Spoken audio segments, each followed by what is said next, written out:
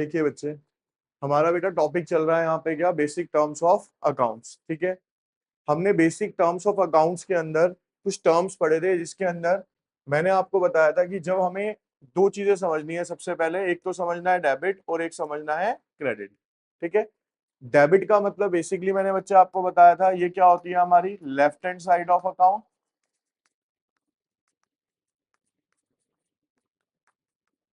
और credit side होती है सर हमारी right hand side of account.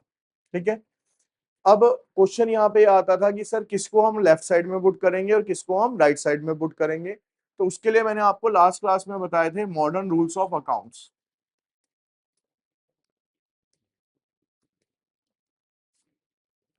उसमें मैंने आपको एक टर्म समझाया था जिसका नाम था क्लियर। यहाँ पे हो गया बेटा डेबिट, यहाँ पे हो गया बच्चे क्रेडिट।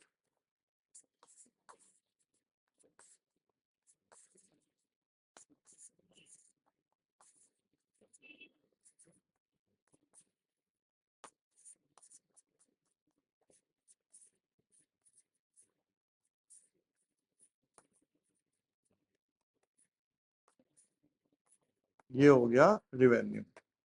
ठीक है, तो मैंने आपको बताया था क्या बच्चे, कि जो एक्सपेंस और असेट्स होते हैं, इंक्रीज होने पे हमेशा क्या किए जाते हैं बच्चे, ये डेबिट किए जाते हैं, और डिक्रीज होने पे इनको हमेशा क्या किया जाता है बेटा, क्रेडिट किया जाता है। ठीक है, और बाकी के जो तीनों बच जाते हैं वो क्या चलते हैं बेटा, इसका वाइस वर्सा, यानी कि डिक्रीज होने पे डेबिट होते हैं और इंक्रीज होने पे क्या होते हैं बच्चे, ये क्रेडिट होते हैं। अब यहाँ पे ना ये कॉन्सेप्ट क्लियर कब होगा, सर आपने ना हमें 5 टर्म्स तो बता दिए, जिसके अंदर एक कैपिटल है, लायबिलिटी है, एक्सपेंस और असेट्स और रेवेन्यू है। बेटा अब आपकी ना अकाउंटिंग स्टार्ट होती है बेसिकली। ठीक है, ये जो टर्म्स आपने पढ़े हैं बेसिक टर्म्स, अभी आपको उनको पहचानना सीखना है। ठीक है, क्योंकि आपको ना नाम नहीं दिया होगा कि ये आपकी असेट्स है, ये आपकी लायबिलिटी है, ये आपका कैपिटल है, ऐसे नहीं दिया होगा क्वेश्चन में। आपको सिंपल क्या दिए होंगे बेटा, टर्म्स दिए होंगे, आपको खुद से पहचानना होगा ये हमारी असेट्स है, हमारी रेवेन्यू है या क्या है। ठीक है, तो आज की जो हमारी क्लास चलेगी, एक तो चलेगी rules of debit and credit पे, और साथ ही साथ मैं आपको क्या सिखाऊंगा बेटा, पहचानना सिखाऊंगा इन सब में से कि किस तरीके से पहचाना जाता है कि कौन सी चीज हमारी क्या है। समझ आ रही है यहाँ तक। अब इसको पहचानने के लिए ना एक सिंपल सा रूल बता रहा हूं, ध्यान से समझना। अभी बेटा हमने ना क्या पढ़ा यहाँ पे, CLEAR,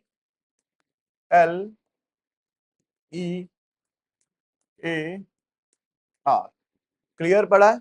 ठीक है सर, यहाँ पे ये जो क्लियर के अंदर सी स्टैंड होता है, आपने बताया ये किस लिए होता है सर,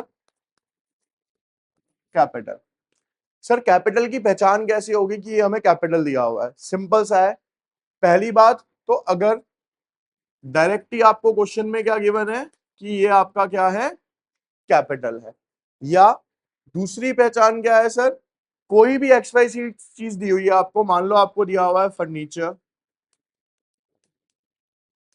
या आपको दिया हुआ है कैश, लेकिन उसके साथ ब्रैकेट में यहां पे एक टर्म दिया हुआ है क्या बेटा, ओनर और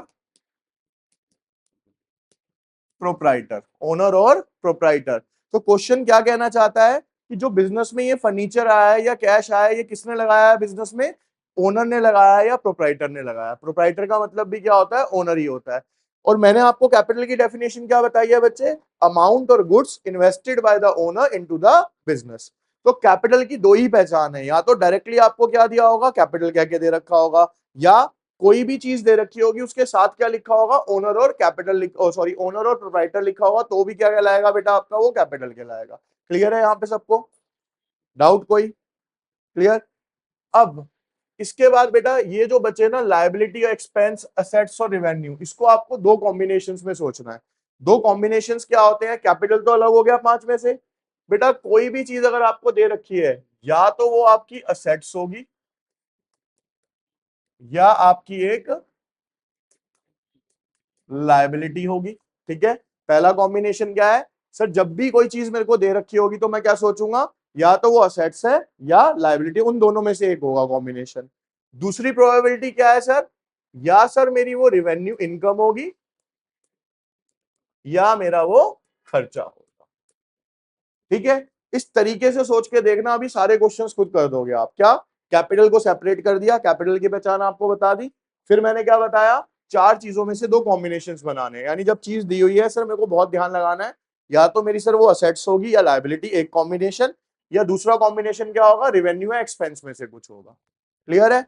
अब देखिए एक क्वेश्चन मैं अभी आपको करा रहा हूं, identify the following as clear. Identify the following as clear, यानी इन पांचों में से बेटा ये क्या है, हमें ये बताना है। अब बहुत ध्यान से जो मैं बता रहा हूं ना उसको कंसंट्रेट होकर सुनना बच्चे। सबसे पहले हमें सर सोचना क्या है, हमें सोचना है सर बिजनेस के पॉइंट ऑफ व्यू से, ठीक है। अब आप सिंपल खुद ही बताते जाएंगे, ठीक है। सबसे पहले बेटा मैं यहाँ पे एक टर्म लिख रहा हूं, कैश। बिजनेस में कैश है, क्या होगा हमारी, क्या होगी, बताओ बताओ जल्दी बोलो। असेट्स होगी सर। कैपिटल क्यों नहीं होगा बेटा, आगे ओनर नहीं लिखा यहाँ पे, ठीक है ना। कैश के आगे क्या लिखा होता है यहाँ पे, ओनर या प्रोप्राइटर। तो इसका मतलब क्या था, ये कैश बिजनेस में किसने लगाया, ओनर और प्रोप्राइटर ने लगाया, ठीक है। तो क्या बन जाता वो कैपिटल। लेकिन जब कुछ नहीं लिखा, कैश का मतलब क्या है सर, मेरी पॉकेट में मान लो अभी 10,000 रुपए रखे हैं, तो मेरे लिए क्या होंगे बेटा, मेरी वो चीज जिसके ऊपर मेरा ओनरशिप राइट है। तो पैसों पे ओनरशिप राइट किसका है बेटा, मेरा है, तो मेरी क्या है बच्चे, वो असेट्स कहलाएगी। क्लियर हुआ? तो इसका आंसर क्या होगा सर, कैश का असेट्स हो गया हमारे। अब दूसरा, rent received.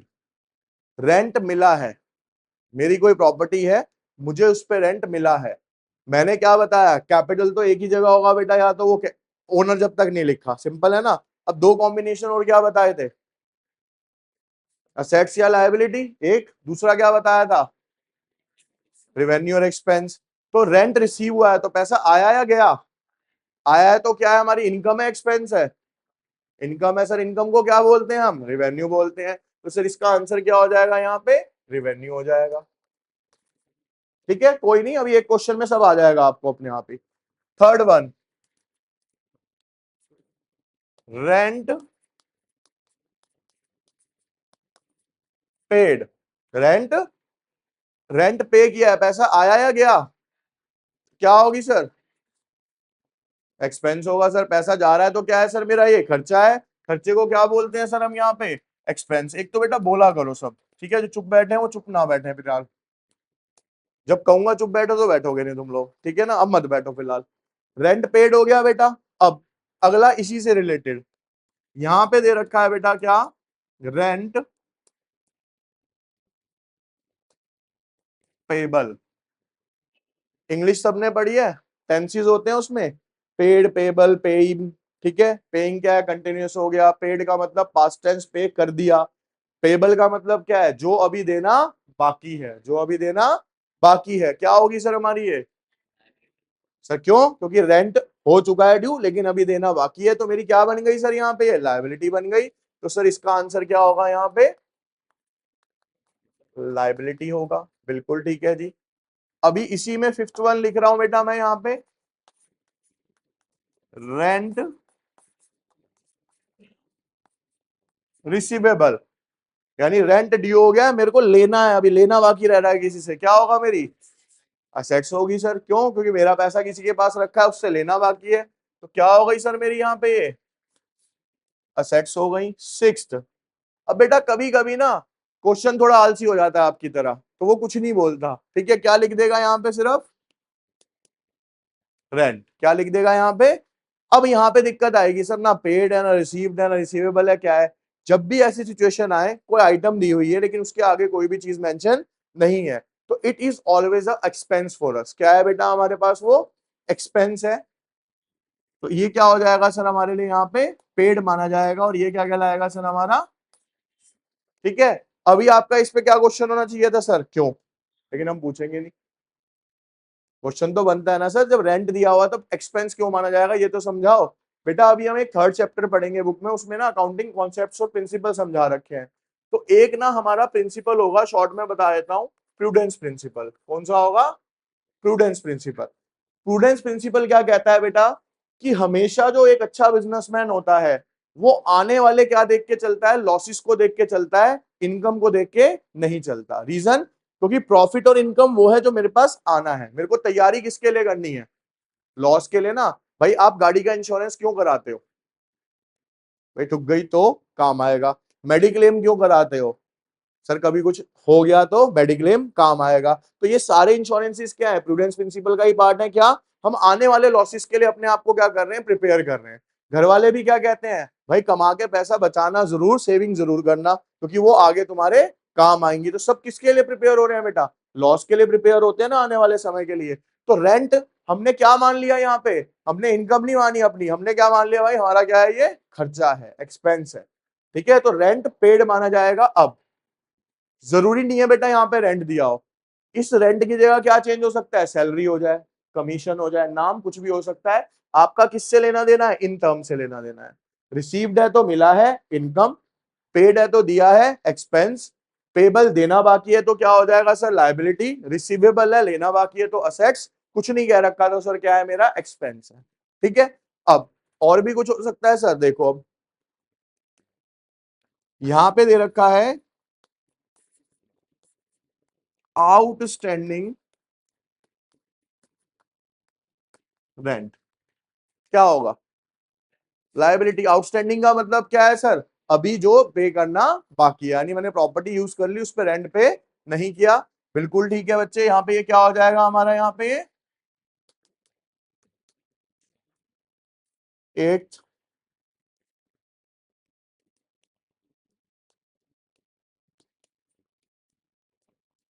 Prepaid rent, prepaid rent, prepaid advance में पे कर दिया मैंने। असेट्स, मैंने क्या बताया था बेटा, मैंने अपने फोन में रिचार्ज करा लिया पूरे साल का, तो मेरे लिए क्या बन गई, वो एक तरीके से असेट्स बन गई, क्योंकि पूरे साल का रिचार्ज पड़ा है मेरा। ठीक है, तो ये क्या हो गई सर मेरी यहाँ पे असेट्स कहलाएगी। ठीक है बच्चे, अब इधर आते हैं 9। अगर आपको ऐसे दे रखा हो कि outstanding rent paid, outstanding rent paid, यानी आउटस्टैंडिंग था लेकिन मैंने पे कर दिया, तो क्या होगा, एक्सपेंस। भैया पैसा आया या गया, गया ना। क्यों गया, क्योंकि रेंट पे करना था, मैंने अब पे कर दिया, तो मेरे लिए क्या बन गया बेटा, वो एक्सपेंस बन गया। तो ये क्या हो गया बच्चे, यहाँ पे एक्सपेंस। देखो चीजें समझो, यहाँ पे आउटस्टैंडिंग था, ठीक है, एक टर्म क्या लगा इसके आगे, सिर्फ पेड। पेड लगते ही क्या हो गया सर, जो चुका दिया। यानी सर आउटस्टैंडिंग तो था, यानी बिजली का बिल आया हुआ था, उसकी 15 तारीख ड्यू डेट थी, लेकिन मैंने 15 को सबमिट नहीं करा, मैंने किसी रीजन से 20 को सबमिट करा। भाई आउटस्टैंडिंग चीज कभी तो पे करोगे ही ना जाके, ये थोड़ी पे नहीं करोगे। तो जब तक पे नहीं कर रहा, आउटस्टैंडिंग है, लाइबिलिटी है, और जब मैं उसको पे कर दूंगा तो क्या बन जाएगा सर मेरा, वो एक्सपेंस बन जाएगा, क्योंकि मैंने उसे क्या कर दिया, पे कर दिया। आई बात समझ, क्लियर है। 10th, यहां पे दिया हुआ है बेटा कार, और आगे दिया हुआ है ओनर। अब क्या होगा सर, ये क्या होगी, ये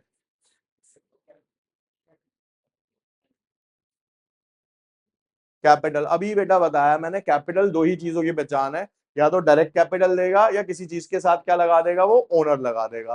तो क्या बन गया सर यहाँ पे, ये 11th पॉइंट,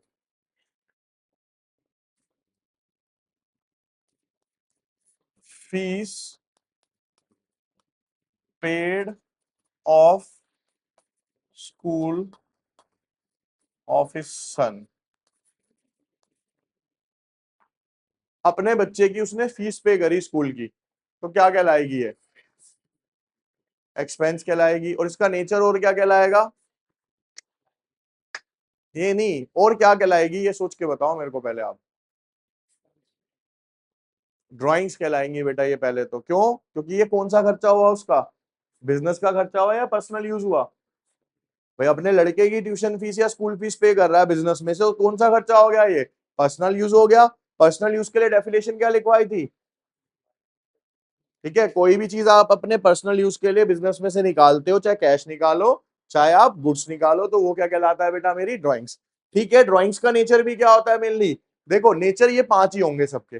ठीक है, नेचर क्या रहने वाले हैं, ये 5 ही रहने वाले हैं। Ultimately drawings is also a,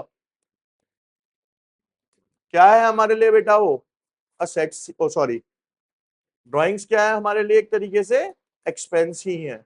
लेकिन हमें पहले स्पेसिफाई करना पड़ेगा सर ये क्या थी हमारी, ड्राइंग्स के रूप में खर्चा किया है मैंने, पर्सनल यूज के लिए निकाला था। समझ आ गया ये पॉइंट, पक्का? ठीक है।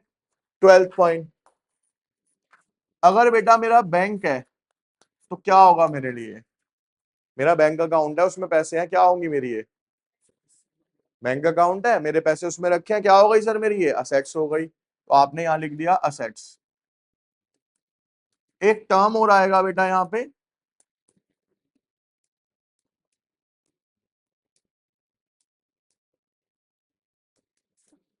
सुना है कभी, बैंक ओवरड्राफ्ट, और इसको नॉर्मल लेमन भाषा में बोला जाता है बैंक ओडी। क्या बोलते हैं हम इसको, बैंक ओडी। होता क्या है बड़े ध्यान से सुनना, आंसर तो आप बता ही दोगे सुनने के बाद। ठीक है, देखो मेरा कॉन्सेप्ट क्या है बेटा पढ़ाने का, रटो मत। अभी देखो इसमें से 98% आंसर आपने दिए, रीजन पता है क्यों दिए, क्योंकि आपका बेस स्ट्रॉन्ग है पिछले वाला। ठीक है, आपको बेसिक टर्म्स पता है इसलिए आप इसका आंसर कर रहे हो। अगर आप पहली क्लास में स्कूल में जाके ये कोई पूछने लग जाए नहीं बता पाओगे आप, रीजन क्योंकि बेसिक नहीं पता होगा आपको। तो कॉन्सेप्ट्स पे ध्यान देना अकाउंटेंसी में। अभी मैं आपको जो बताऊंगा उसके बाद आंसर आप दोगे। देखो होता क्या है बेटा, कभी आपने सुना है कि मेरे अकाउंट में 10,000 रुपए रखे हैं या 1 लाख रुपया रखा है और मेरे को 1.5 लाख रुपए यूज करने हैं और मैं कर सकता हूँ, हो सकता है ऐसे, हो सकता है, कैसे, मैं दोबारा बताता हूँ। मेरे अकाउंट में 1 लाख रुपए हैं, मैंने किसी को चेक काट के दिया 1.5 लाख रुपए का, तो क्या वो 1.5 लाख रुपए का चेक क्लियर हो सकता है बैंक से, हो सकता है। ठीक है, अब सुनना कैसे, जो बड़े बड़े बिजनेसमैन है ना बेटा, जैसे रिलायंस, ये जो बड़े बड़े, या एक अच्छा बिजनेसमैन भी है नॉर्मल, उसके बैंक के साथ दो तरीके के अकाउंट होते हैं, एक सेविंग होता है, करंट, बिजनेस पर्पज से जो बनाया जाता है वो करंट अकाउंट होता है। जब आपके बैंक के साथ एक अच्छे रिलेशन बन जाते हैं ना, तो बैंक आपको एक फैसिलिटी प्रोवाइड करता है बेटा, उस फैसिलिटी का नाम क्या होता है, ओडी फैसिलिटी। ओडी का मतलब क्या होता है, ओवरड्राफ्ट। ओवरड्राफ्ट क्या है, ओवरड्राफ्ट का मतलब है कि जितना आपके अकाउंट में पैसा पड़ा है उससे ज्यादा आप ड्राफ्ट, ड्राफ्ट का मतलब ड्रॉ कर सकते हो। ठीक है, क्या सर वो पैसा हमारा है, नहीं। उसमें होता क्या है कि मैंने 1 लाख की जगह 1.5 लाख का चेक काटा, तो मैंने 50,000 रुपए एक्स्ट्रा यूज करे ना बैंक के, तो एक टाइम पीरियड होता है कि उस टाइम पीरियड के अंदर मुझे बैंक में दोबारा वो सबमिट करना है। अदरवाइज उस पर क्या चार्ज हो जाएगा बेटा, इंटरेस्ट लगेगा, क्या लगेगा उसके ऊपर। तो एक तरीके से आप मेरे को बताओ, क्या वो जो 50,000 रुपए मैंने एक्स्ट्रा यूज करे हैं बैंक के, वो मैंने लोन नहीं ले लिया बैंक से, लोन ही तो लिया ना। तो बैंक ओवरड्राफ्ट क्या एक तरीके का लोन ही हो गया, तो बैंक ओवरड्राफ्ट है तो उसका आंसर क्या होना चाहिए अब, है ना, क्या होगी सर हमारी ये, लायबिलिटी होगी। तो सिंपल है सर, यहाँ पे लिख दो आप, क्या है ये, लायबिलिटी। ठीक है, इसके बाद एक सिंपल और टर्म क्या दिया हो सकता है, बैंक लोन। बैंक लोन तो है ही क्या सर मेरी यहाँ पे, उसके आगे लगा ही लोन हुआ है। डेटर कौन होते हैं बेटा, जिनसे हमें पैसे लेने होते हैं, क्या होती है हमारी ये, असेट्स होती है सर, क्यों, क्योंकि मैंने पैसे, क्रेडिटर कौन होते हैं बेटा, जिनको हमने पैसे देने होते हैं, क्या होती है हमारी, सर इसका नेचर क्या हो गया हमारा। देखो अभी मैंने आपको बहुत डिटेल में एक एक चीज समझा दी कैसे कैसे आती है। आप देखोगे बेटा आज की क्लास के बाद आपको ना बेसिक टर्म्स में 5% दिक्कत रह जाएगी तो 95% क्लियर हो जाएगा आपका, और 2-3 क्लास में ये पूरे ही क्लियर हो जाएंगे। ठीक है, अभी आप सबको ये क्लियर है। अब मैं कुछ क्वेश्चन आपको बोलूंगा करने के लिए, आप कॉपी में करेंगे अपनी को। ठीक है,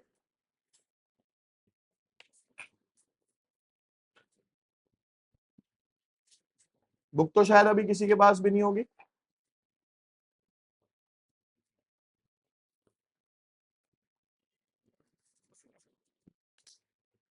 ये बुक उठाओ बेटा। हम्म,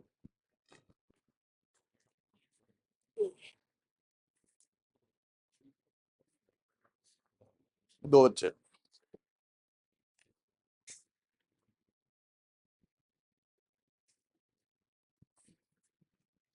लिखिए बेटा, identify the following as clear. Radhe Radhe भैया, मैं क्लास में था, बताओ। हाँ बताओ। नहीं हो सकता, अभी कार्ड नहीं है कोई भी मेरे पास। नहीं नहीं नहीं नहीं, अभी है ही नहीं भैया, मेरे को अभी ना चाहिए 10-15 दिन में, बहुत जरूरी। अभी 10-15 दिन में चाहिए, बहुत जरूरी। हाँ हाँ, मतलब खाली चाहिए मेरे को कार्ड ना। अरे होगी कैसे, अभी आप यूज कर लोगे तो। अरे नहीं ना, पहले ही देख रहे हो आप 2 महीने में कितना घुमाया है। दिक्कत हो जाती है ना फिर। क्या कह रहे हो? समझा नहीं, क्या कह रहे हो आप? बात समझे नहीं ना, घुमाने को तो कार्ड ही कह रहे हो ना अल्टीमेटली। तो कार्ड नहीं तूने घुमाना ना, पहले ही देखो आप कितने 2.5-3 लाख रुपए की ट्रांजेक्शन है। तो दिक्कत हो जाएगी ना। अभी रिटर्न भी भरनी है मेरे को। हाँ हाँ। हाँ जी बेटा।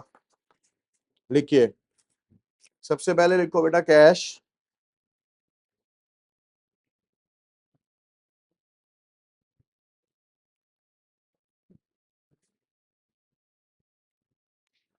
उसके बाद लिखो बेटा बैंक।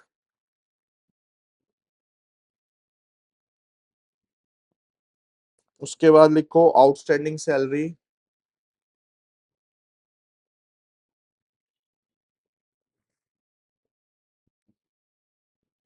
उसके बाद लिखो सेल्स।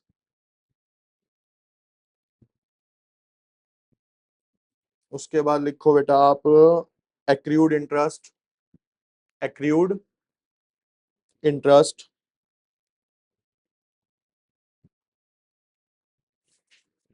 ठीक है, फिर लिखो ड्राइंग्स।